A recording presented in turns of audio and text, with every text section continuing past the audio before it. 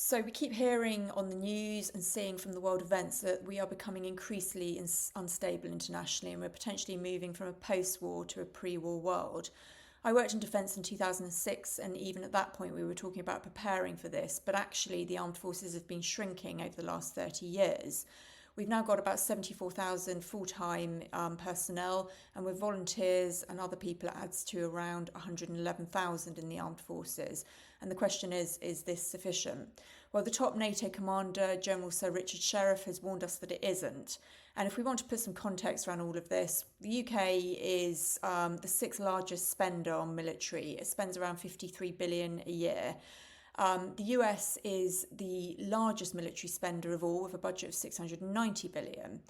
NATO members agreed back in 2006 that each state would spend a minimum of 2% of their GDP on defence, but the most recent figures show that only 7 of the 31 countries are doing that, the UK included, and the Conservative government has agreed to push towards a 2.5% of GDP.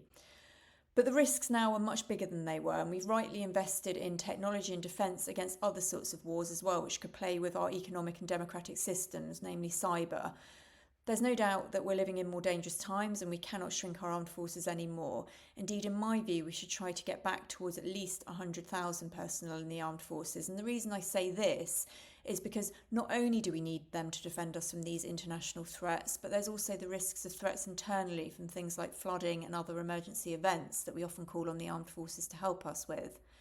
We've got to continue as a country with the current economic plan. It is working, and over the next few years look to raise the defence budget more. And we also now need to set out a plan for recruitment with the right incentives in place to attract young, talented people to join the armed forces. I'll be really keen to work on this.